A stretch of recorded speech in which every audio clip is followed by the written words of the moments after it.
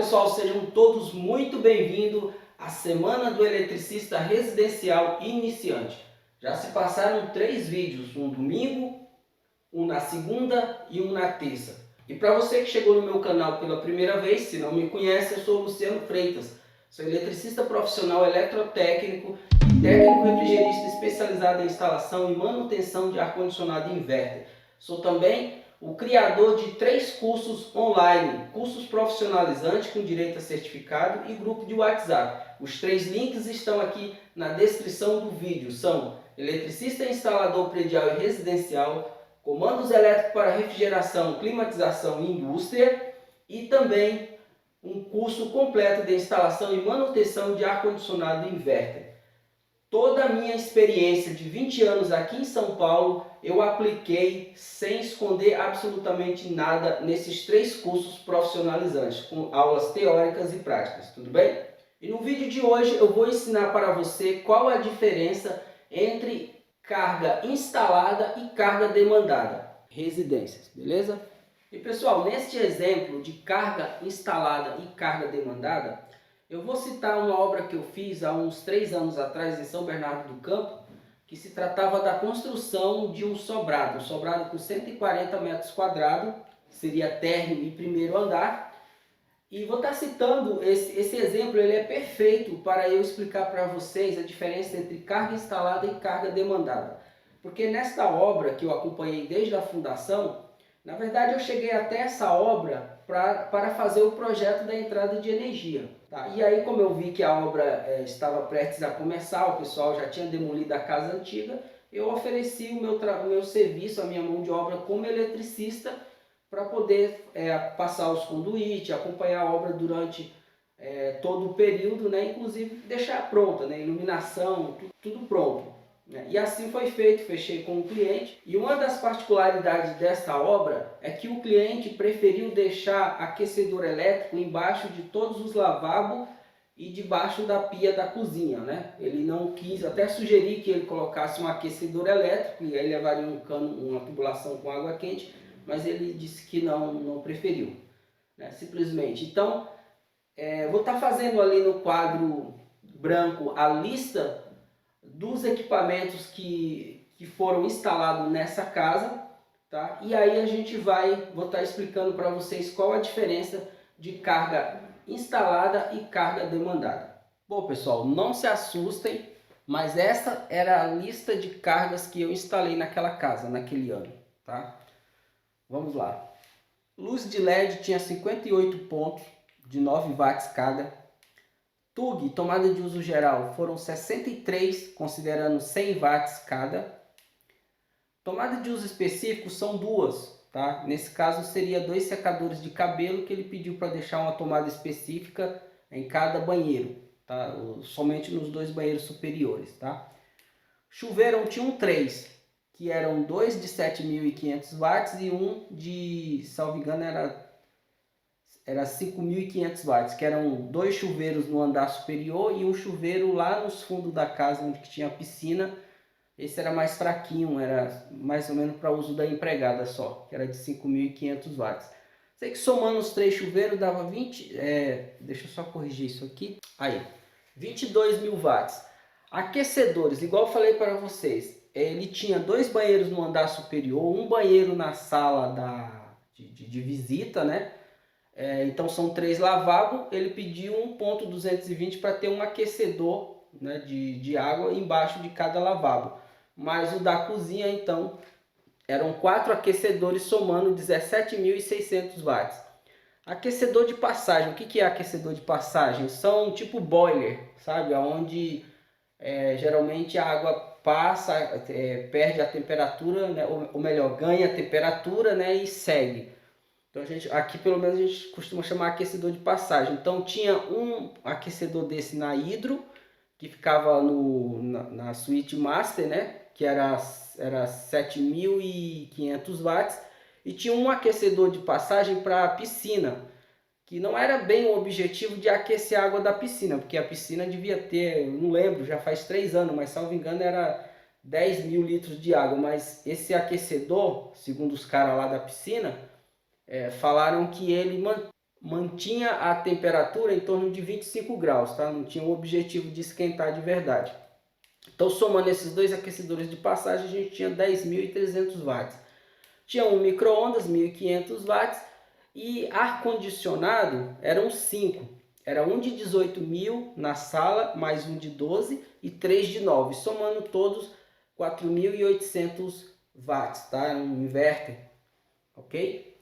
A questão é o seguinte, se o proprietário desta casa chegasse para qualquer eletricista, ou até mesmo, pasmem, ou até mesmo para um engenheiro eletricista ou um eletrotécnico recém-formado que ainda não tenha aprendido a projetar a entrada de energia desta concessionária, já eu vou estar dando uma explicação disso daí. Se o proprietário perguntasse assim, qual o cabo que eu devo comprar para colocar lá na bengala, no medidor, para atender todas essas cargas aqui, né? Eu tenho certeza que a maioria faria a seguinte conta. Somando todas essas cargas aqui, ó, nós teríamos 66.622 watts. A conta seria muito óbvia, né? 66.622 dividido por 220, que a tensão era 220, daria 302,82 amperes. Eu não estou com a tabelinha do eletricista aqui, mas se eu não estiver enganado, precisaria de um cabo de 150 milímetros para suportar essa carga aqui. Tá? Essa seria a resposta óbvia de qualquer eletricista, né? Inclusive, antes de eu me formar em eletrotécnica, nunca aconteceu de eu pegar uma situação dessa, até porque, inevitavelmente, pessoal, um problema desse vai cair no colo de um eletricista ou de um engenheiro eletricista ou de um eletrotécnico. Por quê? Eu não sei na região de vocês, deixem aí no comentário. Mas aqui, se passar de 20 kW o padrão de entrada, é necessário ter ART, tá? Obviamente só quem pode fazer isso é um eletrotécnico ou um engenheiro eletricista, né? Um profissional legalmente habilitado no conselho de classe. Então, na maioria dos casos, quando eu pegava uma instalação desse naipe aqui, então essa parte eu não me preocupava, né? Porque a parte de fazer o dimensionamento dos circuitos, né, para cada equipamento, isso é tranquilo. Individualmente, poxa, qualquer um saberia fazer, né, qual que é o cabo para um chuveiro de 7.500 e tal, isso é molezinha. Só que quando se trata do padrão de entrada, que você tem que considerar tudo isso, aí a coisa muda de figura. Beleza? E por que eu falei assim que qualquer eletricista faria essa conta ou não saberia responder, inclusive engenheiro eletricista recém-formado ou eletrotécnico? Vou explicar para não gerar confusão aí. Pessoal, nesses dois livros, aqui ó, na verdade ele é um só, tá? É que eu separei. Nesses dois livros aqui, eles têm 440 páginas. Aqui estão todas as normas que você precisa saber para projetar uma entrada de energia. E por que eu falei que talvez eletricista recém-formado não saberia, se não aprendeu, né, não saberia fazer esse cálculo? Por quê? Porque isso não existe, esse tipo de cálculo não existe na faculdade, não existe no curso de eletrotécnica. Porque cada concessionária tem as suas normas, tá? Os seus fatores de demanda. Isso daqui não serve para CEMIG, isso aqui não serve para Coelba, nem para CELP, nem para CPFL, nem para Bandeirante. Isso daqui só serve unicamente para a Enel, né? A antiga S Eletropaulo, né? Que aliás já houve algumas atualizações, tá? Um monte de coisas daqui já deixaram de existir, ok? Por isso que eu falei que engenheiro eletricista e eletrotécnico fica perdido quando pega um padrão de entrada e não sabe exatamente. Ou seja, para qualquer lugar que você for, você precisa se adequar às normas daquela concessionária, inclusive os fatores de demanda. Porque os fatores de demanda que eu vou mostrar aqui para vocês, eles não são padronizados, porque existe um estudo em cima disso. É de acordo com a região, com os hábitos daquele povo, daquela região, entendeu? Por isso que se muda e é o que eu vou estar explicando a seguir. Bom, galera, vamos continuar aqui então, né? Vou ficar um pouquinho, às vezes vou ficar na frente da câmera para estar escrevendo e depois a gente já saio. Observem que aqui eu coloquei as cargas com cores diferentes. Isso daí não é por acaso, tá? Observem que iluminação e tubo está em azul, tomada de uso específico em preto, chuveiro, aquecedor e aquecedor de passagem estão nesse tom alaranjado, micro-ondas está nesse tom de, acho que é roxo, lilás, não sei, e ar-condicionado nesse verde claro aqui. Por que eu fiz essas cores diferentes com cada tipos de equipamento? Muito simples. De acordo com os fatores de demanda aqui da nossa região, da nossa concessionária, a Enel, né, a S Eletropaulo, ela me diz o seguinte: iluminação e TUG compartilham o mesmo fator de demanda. E como que eu faço isso? Eu vou somar a carga desses dois tipos, eu vou somar o total aqui, tá? E vou aplicar o fator de demanda conforme ele me determina. Portanto, se eu somar 522 com 6.300, eu vou ter 6.822 watts. E a norma me diz que para essa quantidade de potência somada entre iluminação e tomada de uso específico, o fator de demanda deve ser 0,40. Aqui, ó. Tomada de uso específico. Não existe na tabela um fator de demanda para tomada de uso específico. O projetista deve conversar com o seu cliente para entender, para saber dele se há possibilidade desses dois pontos, no caso, serem utilizados ao mesmo tempo. Digamos que se na casa tiver duas mulheres, a grande possibilidade das duas utilizar as duas tomadas simultaneamente, né? Há essa possibilidade. Nesse caso específico, só existia a esposa lá do cliente, então eu vou aqui no meio termo, tá? Isso daqui é eu que, em consenso com o cliente, determino esse fator de demanda para tomada de uso específico, tá? Isso muda de caso a caso, mas aqui eu vou considerar 0,50. Já já vocês vão entender o que isso muda nesse resultado aqui, ó. Tá? Carga instalada, carga demandada, ok? Agora vamos fazer o cálculo para esses três grupos de equipamentos que compartilham o mesmo fator de demanda. Mesmo procedimento, vou somar a carga dos três aqui, dos três grupos, e aplicar o fator de demanda que a tabela da concessionária indica, né? No caso nós temos 22.000 mais 17.600 mais 10.300. Então nós temos 49.900 watts, somando esses três aqui, ó. Ok? O que a tabela diz?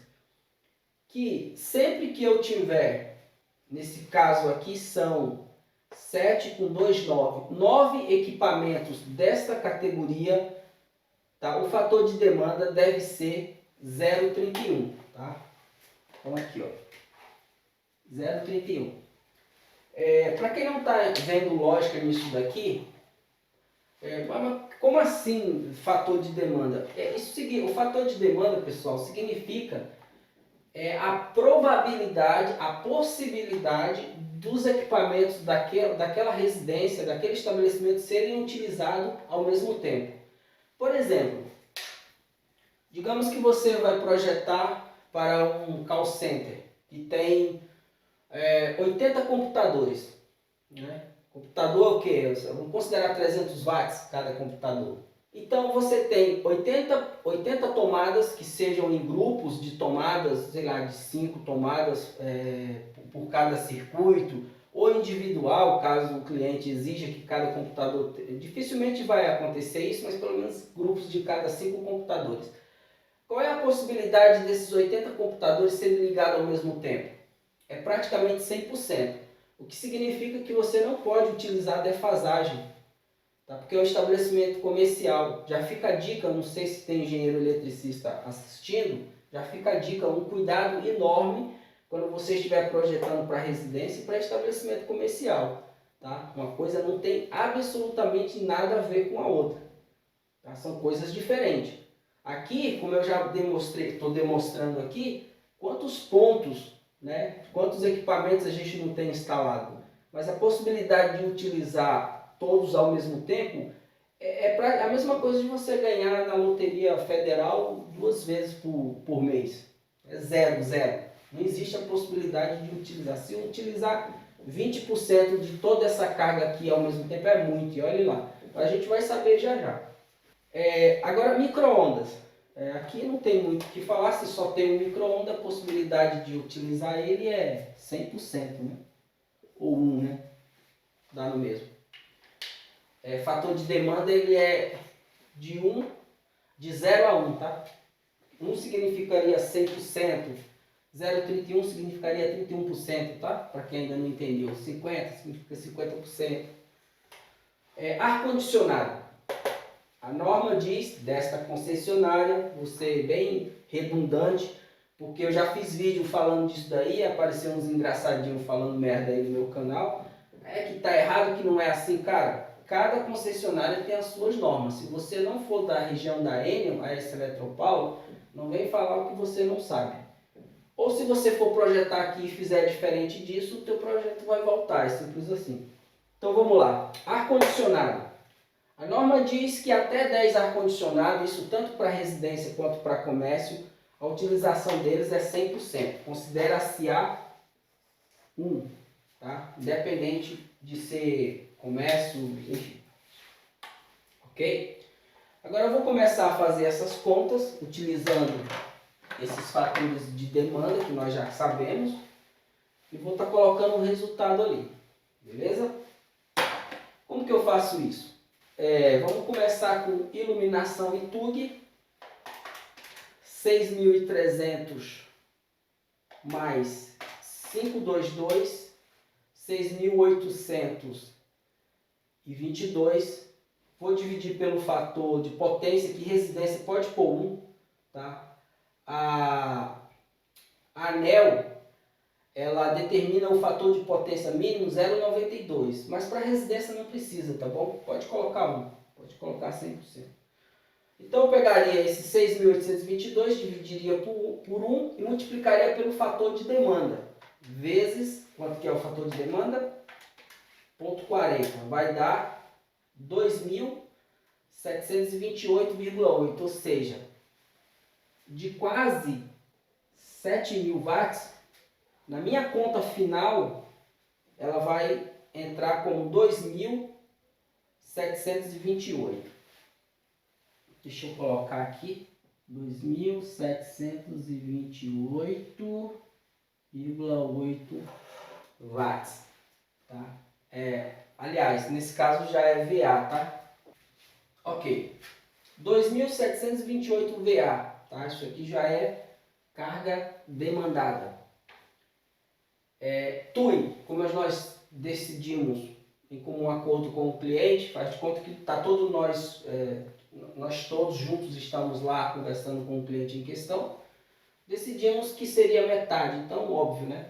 3.600 dividido por 2 vai dar 1.800 VA. Claro. E agora aqui, ó, vou estar somando isso daqui e aplicando aquele fator de demanda. 22.000 mais 17.600 mais 10.300 dividido por 1, que é o fator de potência, multiplicado por 0,31. 15.469 VA. Né? Olha só. De 49.000 caiu para 15.469 VA. Aqui, ó. Ok? Observe que a coisa está mudando de figura. Mais uma vez, eu sei que para muitos parece um absurdo, né? Pô, mas, como eu já falei, esses fatores de demanda não foram tirados da minha cabeça. Tá? É a concessionária que, depois de estudo, de análise da região, dos costumes, coisa e tal, chegaram a esses resultados aí. O projeto de entrada de energia desde 2014, foram centenas, tá? E reclamação zero. Nunca tive problema. Forno de micro-ondas, óbvio, né? 1.500 VA. Ar-condicionado também, vou repetir porque é 100%. 4.800 VA. Deixa eu só apagar isso daqui.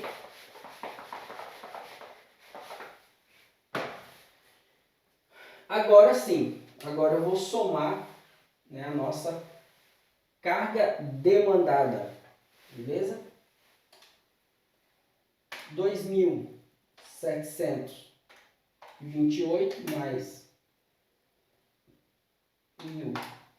1.800 mais 15.469 mais 1.500 mais 4.800. A nossa carga demandada vai ser 26.297. O que? VA. Se eu quisesse poucar VA, poderia fazer só assim, ó. 26,3 kVA. Tá? Arredondei para 300 aqui, ó. 297. Tem uma regrazinha que agora eu não me recordo, mas quando o quebrado passa da metade, você pode arredondar para mais.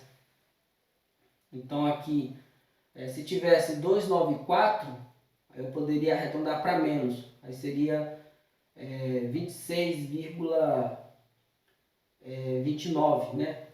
Deixaria os quebrados para lá. Como passou da metade, né? Da fração de 1, no caso. Então 7 está mais próximo de fechar os 10 aqui. Então aí a gente já arredonda para 300 já. Então isso aqui seria a nossa carga demandada. Tá? 26,3 kVA. E agora, qual que é o cabo para atender esse padrão de entrada? Basta você pegar isso daí, 26.300, e dividir, agora sim, você divide por 220. Na verdade, pessoal, tem mais uma outra dica para você que é engenheiro eletricista ou eletrotécnico. Eu gostaria muito que você deixasse aí no comentário se você é engenheiro eletricista ou eletrotécnico e se isso aqui está te ajudando de alguma forma. Eu ficaria muito contente. 26.300 dividido por 220, isso é o que eu ia falar.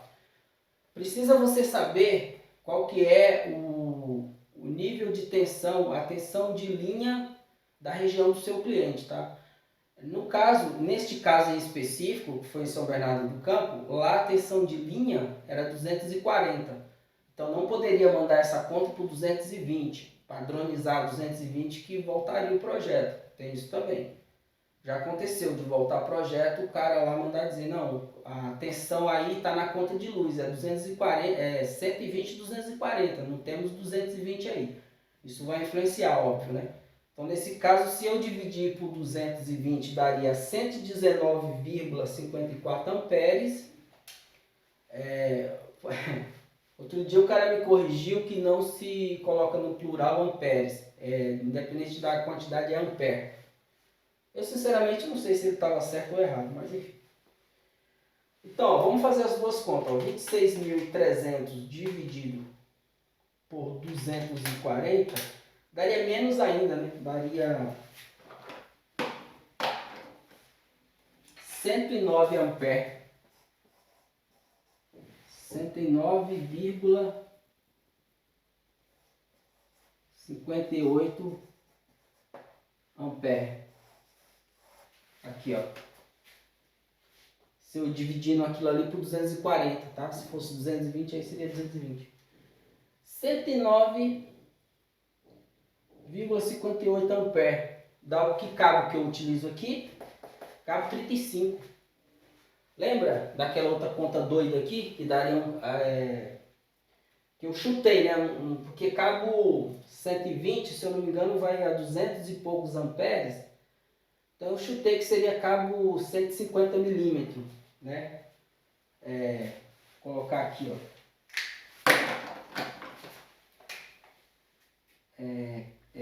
Carga instalada 150 milímetros, né? Depois que a carga foi demandada, baixou para cabo 35 milímetros. É o que está lá até hoje. Tá? Lá no Ruge Ramos, quem conhece São Bernardo do Campo, essa casa que foi instalada essa carga, ela fica ali atrás do lado da igreja, no centro do Ruge Ramos tem a igreja matriz. Aí tem umas ruas sem saída, perto já da avenida Caminho do Mar. Fica ali, uma rua sem saída, essa casa. Tá lá até hoje. Não adianta falar, mas se deu problema, o cara não sabe. Como que o cara não me acha? Não tem como, pessoal. Se fazer coisa errada hoje em dia, putz, na hora o cara te acha. Entendeu?